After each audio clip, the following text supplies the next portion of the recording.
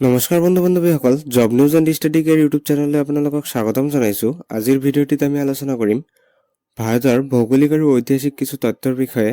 তো আজিৰ ভিডিঅ'টো আৰম্ভ কৰিছোঁ আৰু আপোনালোকে ভিডিঅ'টো সম্পূৰ্ণ চাব, ঠিক আছে? তো বলক বন্ধু বান্ধৱীসকল, ভিডিঅ'টি আৰম্ভ কৰোঁ।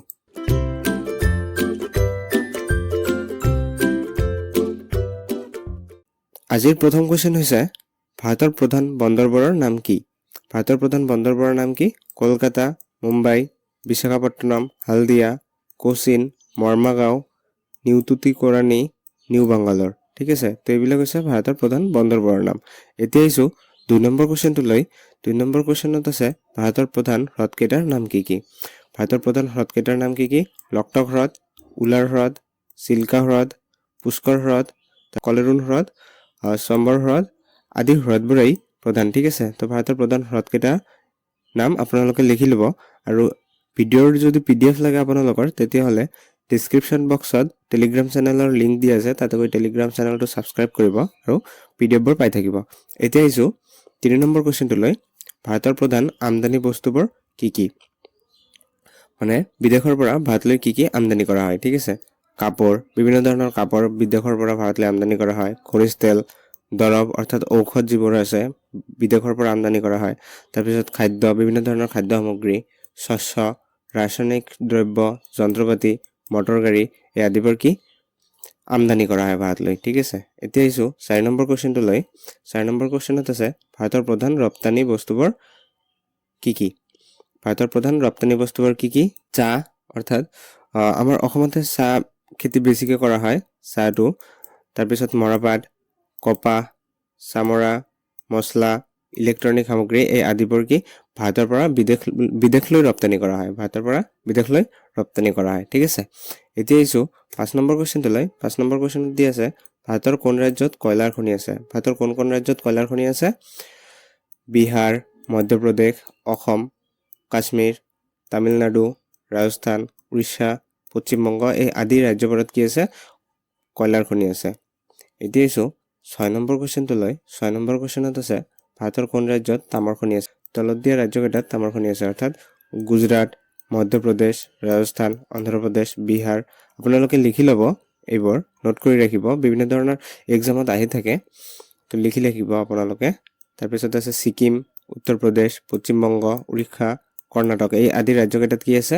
তামৰ খনি আছে, ঠিক আছে? মনত ৰাখিব সদায়। এতিয়া আহিছোঁ নেক্সট কুৱেশ্যনটোলৈ।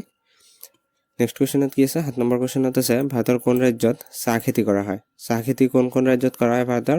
অসম। অসমটো একচুৱেলি বিগেষ্ট ৰ'ল প্লে কৰে চাহ খেতিৰ কাৰণে। অসমতে সৰ্বাধিক চাহ খেতি কৰা হয়।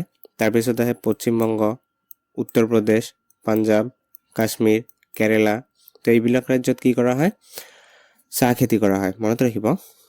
অকল অসমতে চাহ খেতি নহয়, পশ্চিমবংগ, উত্তৰ প্ৰদেশ, পাঞ্জাৱ, কাশ্মীৰ, কেৰেলা আদি ৰাজ্যবোৰতো চাহ খেতি কৰা হয়। এতিয়া আহিছোঁ নেক্সট কুৱেশ্যনটোলৈ। নেক্সট কুৱেশ্যনত আছে, ভাৰতৰ কোন কোন ঠাইত জাহাজ নিৰ্মাণ কৰা হয়? কোচিন, বিশাখাপট্টনম আৰু পশ্চিমবংগত কি কৰা হয়?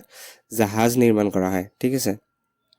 9 নম্বৰ কুৱেশ্যনত আছে, ভাৰতৰ কেইবিধ ৰেল আছে? ভাৰতত 3বিধ ৰেল আছে, ব্ৰড গজ, মিটাৰ গজ আৰু নেৰ' গজ। এইটো কুৱেশ্যন আহি থাকে, বিভিন্ন এক্সামত পাইছিলোঁ কুৱেশ্যনটো। তো 3বিধ ৰেল আছে, সেইবোৰ কি কি? ব্ৰড গজ, মিটাৰ গজ আৰু নেৰ' গজ, ঠিক আছে? এতিয়া 10 নম্বৰ কুৱেশ্যনত আছে, ভাৰতৰ কোন ঠাইত ৰেলৰ ডবা তৈয়াৰ কৰা হয়? ৰেলৰ ডবা বুলি কৈছে, ৰেল নহয়। ৰেলৰ ডবা তৈয়াৰ কৰা কাৰখানা কোন কোন ঠাইত আছে, ঠিক আছে? মনত ৰাখিব, কৰ্ণাটক, তামিলনাডু, বাংগালোৰ আৰু পুৰাম্বুদুৰত কি আছে? ৰেলৰ ডবা তৈয়াৰ কৰা কাৰখানা আছে। এতিয়া আহিছোঁ নেক্সট কুৱেশ্যনটোলৈ। 11 নম্বৰ কুৱেশ্যনত আছে, ভাৰতৰ ক'ত ডিজেল ইঞ্জিন তৈয়াৰ কৰা হয়? ডিজেলৰ ইঞ্জিন যে আছে, এইটো ক'ত তৈয়াৰ কৰা হয়? উত্তৰ প্ৰদেশৰ বাৰাণসীত তৈয়াৰ কৰা হয়। এতিয়া আহিছোঁ নেক্সট কুৱেশ্যনটোলৈ। নেক্সট কুৱেশ্যন কি আছে? এলুমিনিয়াম উৎপাদনৰ বাবে বক্সাইট ভাৰতৰ ক'ত পোৱা যায়?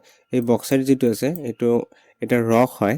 এই বক্সাইট এলুমিনিয়াম উৎপাদনৰ বাবে ব্যৱহাৰ কৰা হয়। এইটো ক'ত পোৱা যায়?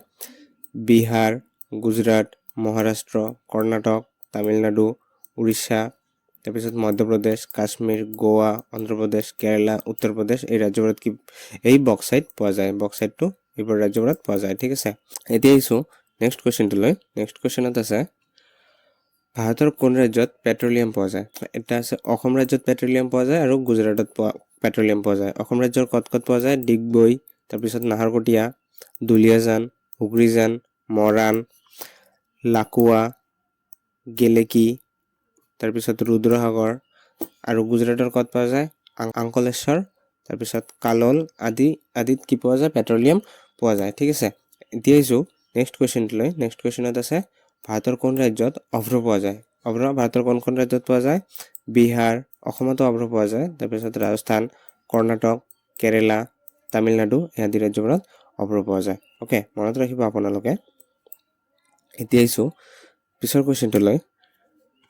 ভাৰতৰ কোন ৰাজ্যত লৌৰ খনি আছে? লৌৰ খনি কোন কোন ৰাজ্যত আছে? এইটো কুৱেশ্যনো ইম্পৰ্টেণ্ট হয়। কোন কোন ৰাজ্যত লৌৰ খনি আছে? মহাৰাষ্ট্ৰ, অন্ধ্ৰপ্ৰদেশ, কৰ্ণাটক, বিহাৰ, গোৱা, মধ্যপ্ৰদেশ, তামিলনাডু এইবোৰ ৰাজ্যত কি আছে? লৌৰ খনি আছে। ঠিক আছে, মনত ৰাখিব। তো আজিৰ ভিডিঅ'টো এইকেইটা কুৱেশ্যনৰ ওপৰতে কৰিলোঁ।